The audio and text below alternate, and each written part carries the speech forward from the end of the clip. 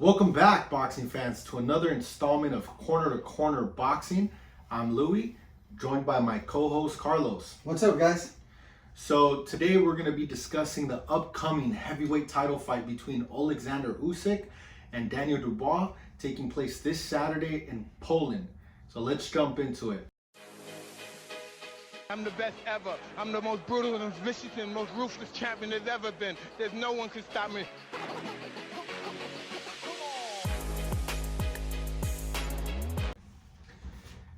Carlos, what are your thoughts on this fight, bro? Let's just jump right into it.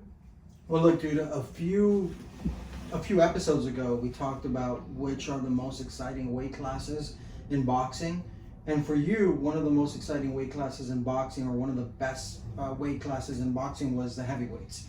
And my criticism at that point in time was that there weren't as many fights happening at heavyweight, but now there are. We just had Joshua versus Helenius, and now we have Usyk versus Dubois. Now, you can make an argument that these aren't necessarily the fights that we want, but I think part of it is because we've been spoiled by 2023, right? In boxing, 2023 has just really been a dream, right? So in different years, we wouldn't necessarily complain against Usyk versus Dubois because Usyk is a unified champion, right? Everyone has him at the very top of the pound for pound list against a hungry, and a few years ago, Dubois was considered the future of the heavyweight division, and he is a good contender. So it's a very good fight. I'm very excited to see it. What do you think?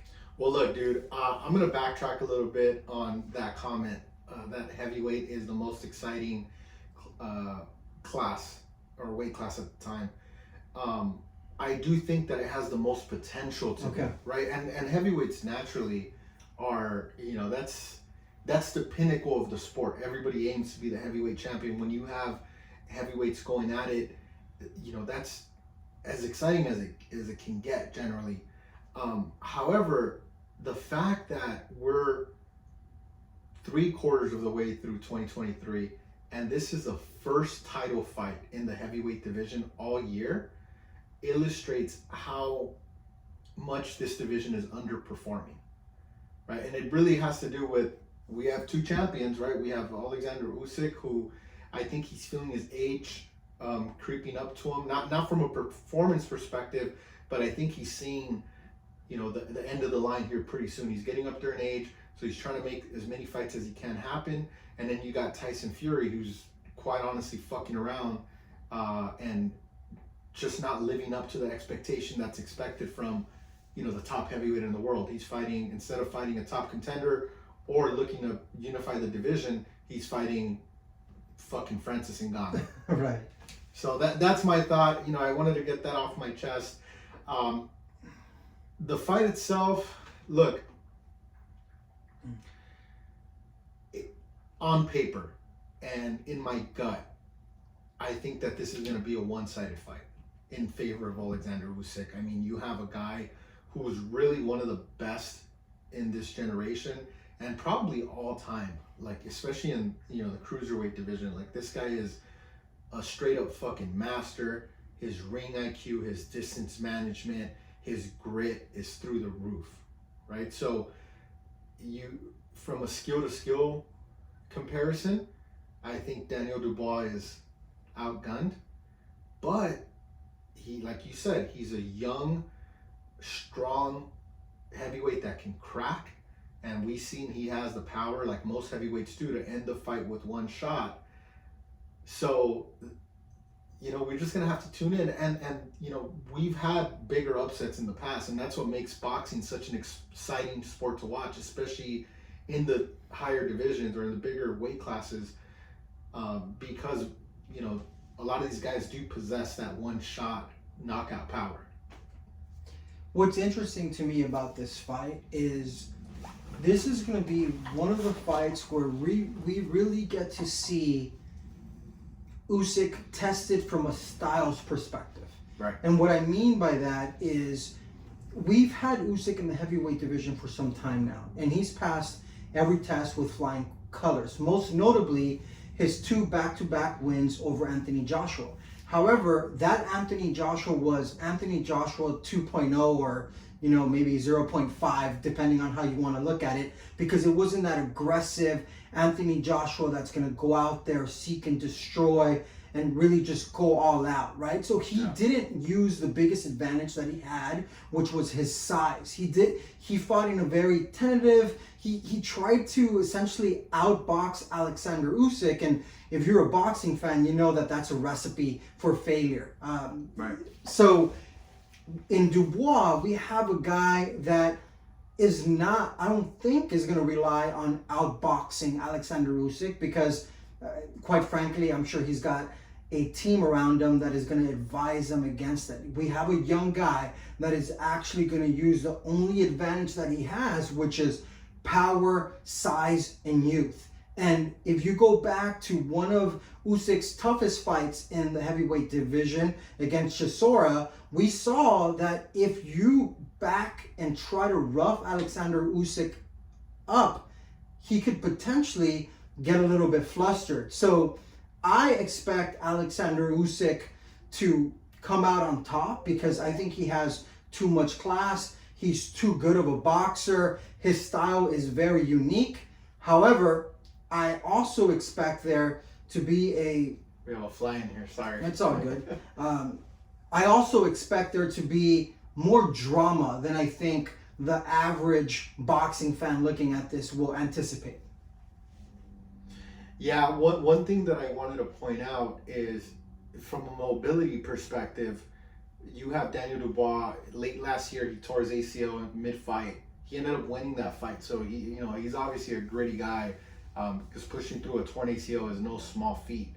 However, that kind of illustrates the fact that you're right. He's going to need to rely more on his size, his youth, his power, to get in there and make it an ugly fight against Alexander Usyk. And I don't think this would have been anybody's first choice for a game plan, but he's not going to really be able to dance around and box because, I've never had a torn ACL, but I would imagine that, I think he tore it in October of last year. I don't know if that's enough time to fully heal and be back to normal. Yeah, and this is a chance at redemption for Dubois. Like I said in the past, at one point in time, he was considered the future of the heavyweight division. And as he was going through his ascension up the ladder of heavyweight, he met with Joe Joyce, who's a very good boxer and a very good fighter. And he essentially lost that fight. And in boxing, I know there's so much importance given to that undefeated record. However, I think it's important to give these fighters a second chance, right? Not only because you lost against Joe Joyce, who's an amazing fighter, is your career over and done with. At least I don't think so. And this is a chance to go out there in front of the world and prove that he is who a lot of people thought he was going to be, which was a force in the heavyweight division. Now, he does have arguably the toughest test in front of him in regards to potential matchups in the heavyweight division because Alexander Usyk is so mobile, he is so tricky, and he is just an all-around great fighter. However, if you're going to test yourself, why not test yourself against the best? Yeah, and one thing to note in that Joe Joyce fight, he was stopped due to an injury. He broke his orbital bone in the fight, had suffered some nerve damage on his in his face, right? So you said it, right? Joe Joyce is a top-level heavyweight. Yeah. And, the orbital bone breaking is one of the most devastating injuries that can happen to you in boxing, right? Right. And it's probably one of the most painful. I have no fucking idea. I've never broken my orbital bone, but I can only imagine, not being able to see, he had nerve damage, for God's sake. So Right. I don't think that is necessarily, a bad loss, right? Like you said, right? There's nothing to hang your head on, and losing in that fashion. So what are your predictions for this fight? How do you see this fight playing out? So what I think, the way that I see this fight playing out is And before we get into the fight, I think one of the things that impresses me the most of Alexander Usyk, beyond his unbelievable ring IQ, beyond his amazing style, he's a pure boxer, but he also has pop. He's got such a unique style. What impresses me most about Alexander Usyk is his mindset. This guy, when I look at him, relative to every other champion, this guy almost like, and I say this in a complimentary way, he seems like he's a little off. Like, this dude is just like borderline crazy in a good way. He looks, he gives like axe murderer vibe. He does. The way he looks at you, and then he goes up on stage and starts rapping, and then does this like Ukrainian dance and starts chanting. Like, let's not forget, the conflict in Ukraine is still happening, and he is essentially an ambassador for his countrymen and women. Poland is border with Ukraine, and there's a lot of Ukrainian people that have made Poland their home. He's going to carry that weight of his country behind him, and he strikes me as the guy that will do everything and anything to keep those 3 belts with him. So his mindset, I think, is second to none. What I anticipate in terms of the actual fight, I think it's going to be a little bit tentative at first, because they're both going to want to see what they have. I think it can get a little bit shaky, because I do expect Daniel Dubois to do everything he can and try to rough up Alexander Usyk. Daniel Dubois is 6'5". He kind of like has the physique of Anthony Joshua. Alexander Usyk is not that small as people think, but he is considerably smaller in comparison to Dubois. So I think size is going to be a factor, maybe in the early to middle rounds. And then I anticipate Alexander Usyk to figure him out and really just outbox him for the majority of the fight and win a, I would say, a comfortable decision. That's what I think is going to happen.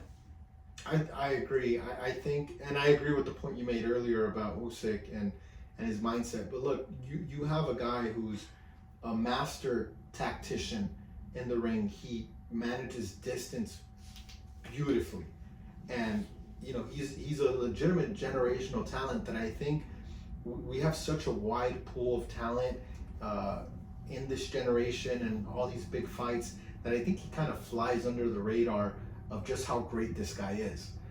So I do think that he's gonna outbox Daniel Dubois. However, it's the heavyweight division, right? Of course. And you got a big fucking guy that's younger, that can crack.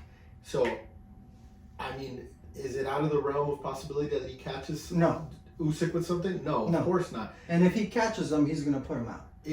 Let's be real. So, I'm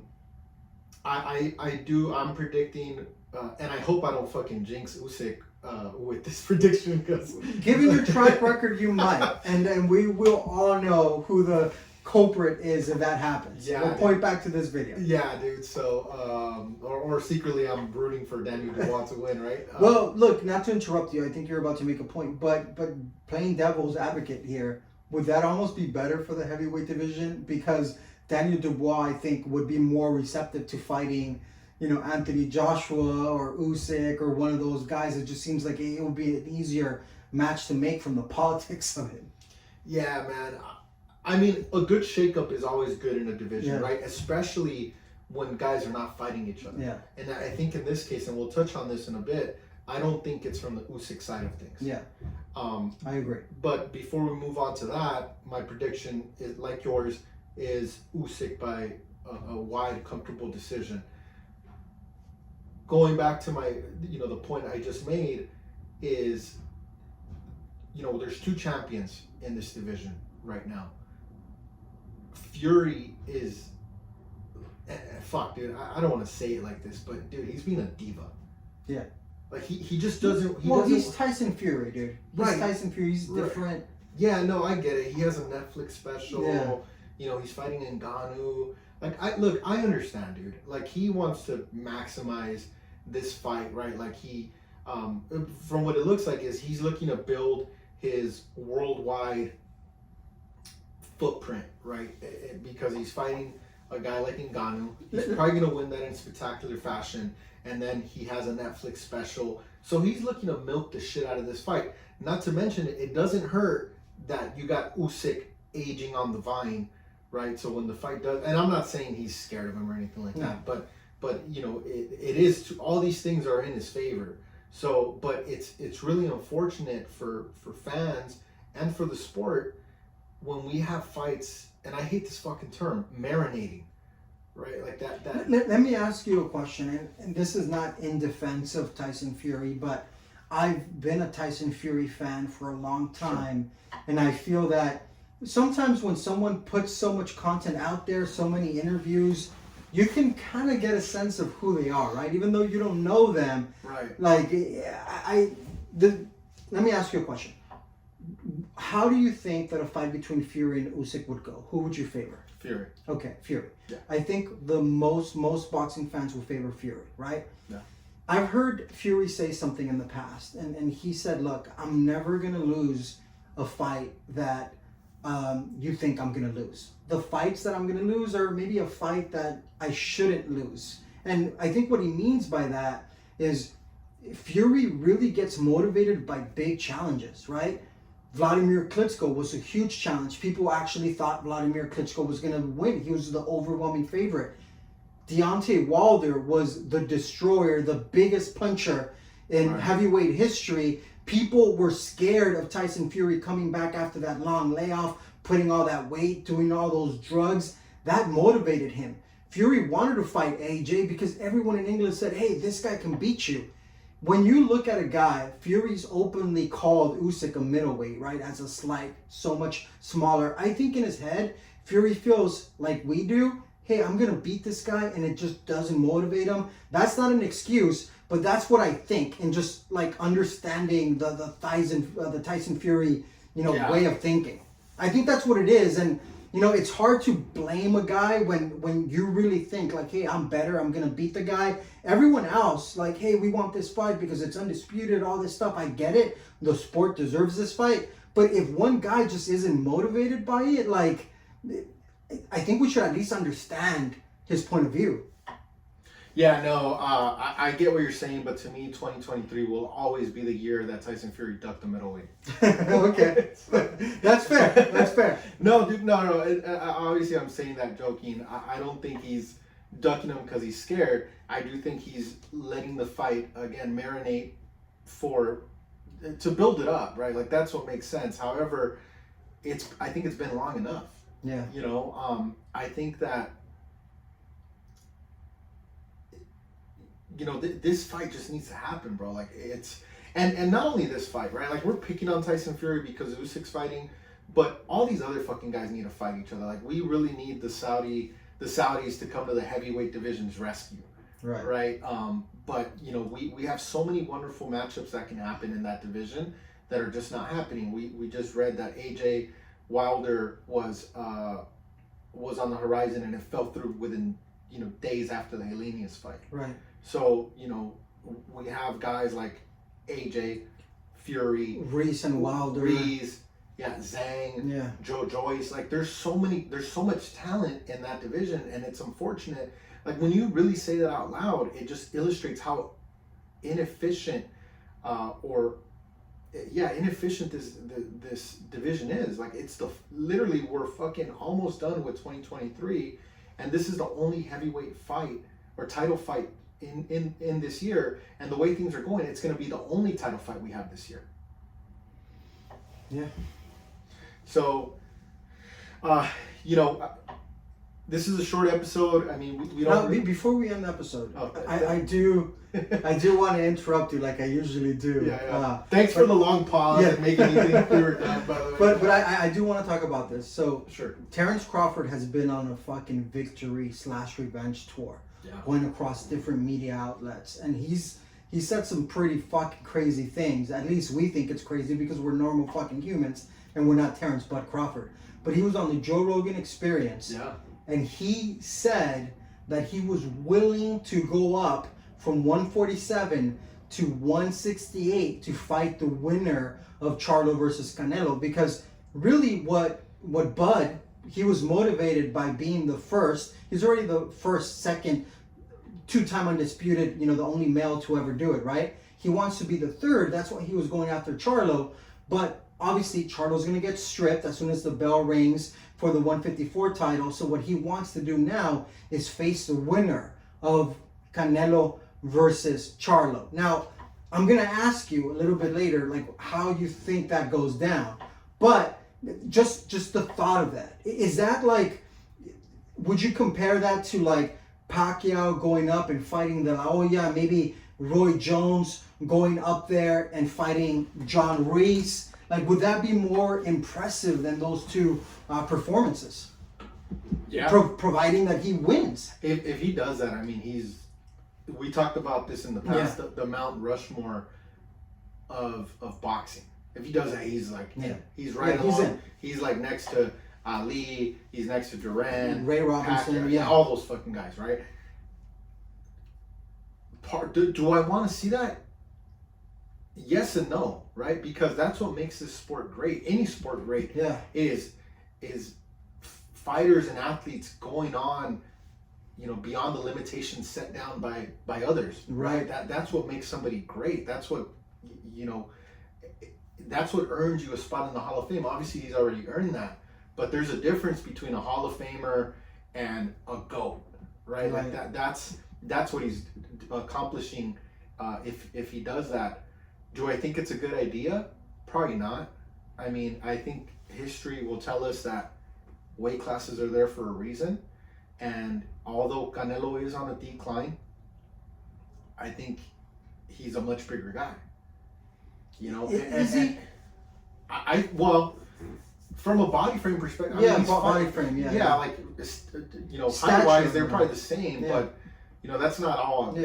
Mike Tyson's probably like an inch or two taller than those guys. Like, he's not that much bigger, but you're not gonna fucking put him against Mike Tyson, right? So yes, he's much bigger. You gotta remember, like, Canelo is used to getting hit by guys like a Kovalev, like a fucking, even like a Caleb Plant, like a Golovkin, Bivol, and he has, I don't even think it's a granite chin, I think it's like a diamond chin. So this guy is can take hits, and I just don't see how Terrence Crawford keeps him off if they do fight. I think he's, pound for pound at the time, he's probably the better, more talented, more versatile fighter. From a styles perspective, though, because Canelo isn't so much. He's more flat-footed, on the flat-footed side. So I think from a styles perspective, all things were equal. Yeah, I think Bud wins, but that's not the world we live in. Right. Canelo's the bigger guy. So I don't see that being a good fight for Bud. Do you see it happening? No. No? I don't think Canelo would take that fight. Really? You don't think so? I don't think so. You don't think Canelo would? We talked about Tyson Fury, right? And what motivates him. I think Canelo, let me put it to you like this. What the fuck did Canelo have to gain by fighting Bivol? I mean, not much. Like, let's be real, not much. Like, nobody knew who the fuck Bivol was, right, other than hardcore boxing fans. So this guy took a fight because he thought that this was the biggest challenge out there, which it turned out to be. It turned out to be too much for him. So, I don't think that Canelo will be motivated by fighting an undisputed welterweight champion. He's fighting an undisputed super welterweight champion, which is the next division up. Yeah, but he's a bigger guy. I mean, look, all I'm saying is that I don't think that he'll take that fight. You don't think so? I think that it's just from a risk reward perspective. Although I think Canelo wins, I think that that this is not a legacy fight for Canelo. It's a legacy fight for Crawford, but not for Canelo. Right. So I don't think it happens. I think. But again, what the fuck do I know? Canelo's the type of guy that he gets insulted very easily, right? And if you insult him, and Crawford insults him by saying, "Hey, like, I'm gonna come up to your division, I'm gonna take your fucking titles," I think that'll motivate him to take that fight. I mean, that's what I think. I also think that Canelo's much bigger than him, and ultimately a great big fighter is gonna beat a great little fighter. So, but I think there is a chance it could potentially happen. I think it's in the cards. Well, we'll just have to wait and see, man. Yeah, I mean, we'll see. Are we done now? I think we are. Well, thank you. For all the listeners out there, thank you again for tuning in. If you're listening on Spotify, please also check out our YouTube and vice versa. This week we have some very exciting guests that will be joining us, so please tune in, have your notifications on both on Spotify and on YouTube. Once again, thank you for tuning in. This has been Corner to Corner Boxing, where we cover all angles of the sweet science. Later, guys.